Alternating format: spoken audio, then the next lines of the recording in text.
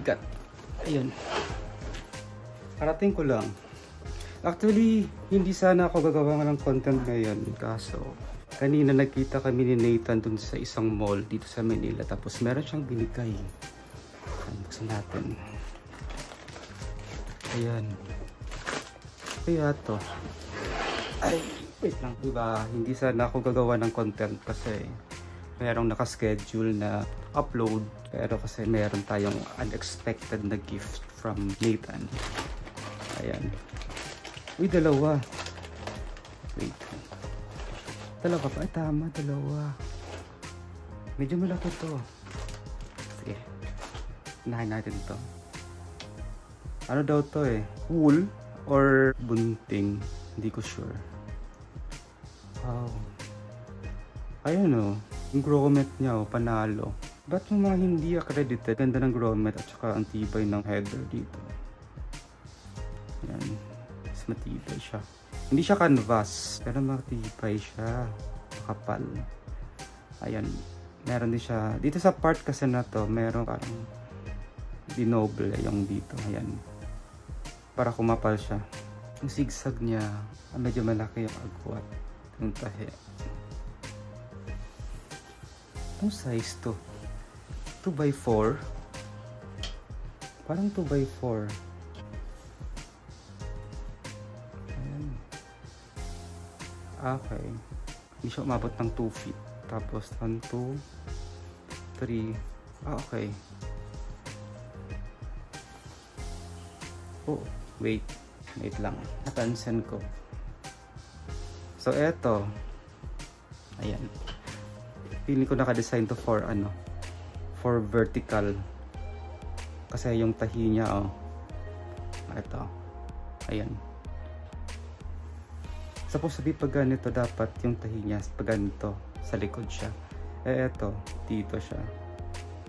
Tapos dito nga. Ayan. Ay, tama nga. Ayan, oh. So, design nito pang vertical na display. Ayan. Anong tela to? Nathan, comment ka nga kung anong tela to. Nakalimutan ko yung sinabi mo kanina eh. Wool or bunting. Pero mas maganda siya compare sa nylon. Tapos, mas manipis compare sa cotton. Mas magaan. Tatagal kaya to sa sikat ng araw. Sorry, nag-alarm. Ayan. Pero maganda siya. Matibay yung header at saka grommet. Kaya doon ako believe sa mga non-accredited na gumagawa ng vlogs kasi matibay yung kanilang header. Ito kasi yung pinakamahalagang part eh, pag sinabit eh. Pag manipis kasi ito at saka hindi maganda yung pagkalagay. Matatanggal to. Sisira na to. Ito lang, medyo malayo lang. Dapat dito lang siya. Sobrang layo.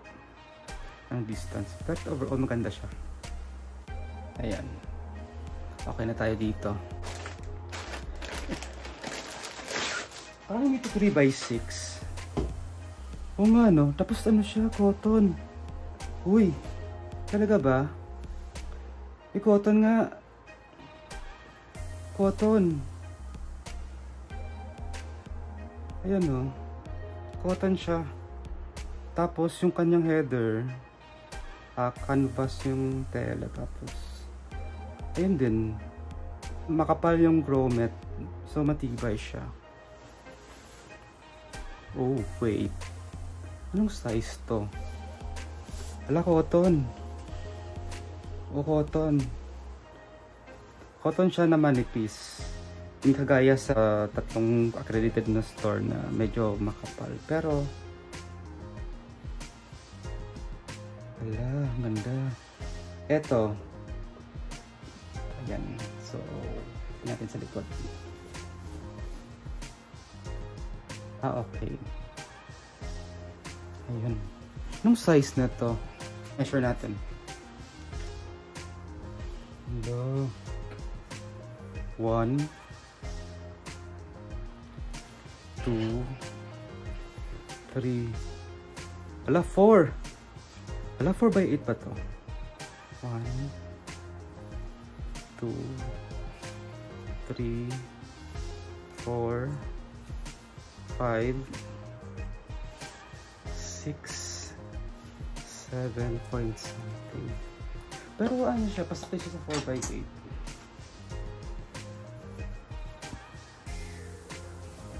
Wala. Thank you, Nathan. Ang ganda, oh. Ayan. Cotton.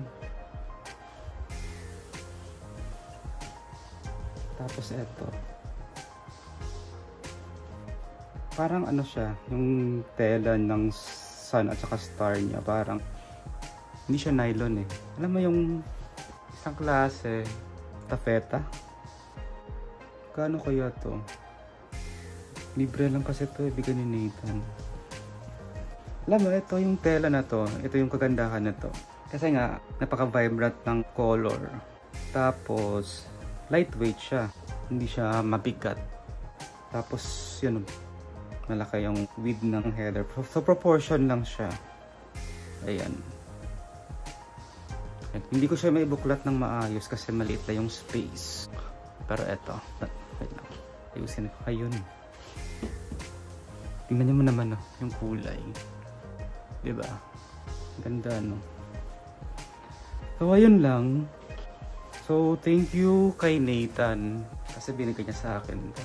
Thank you. And then, of course, subscribe niyo din yung YouTube channel at saka yung TikTok account niya.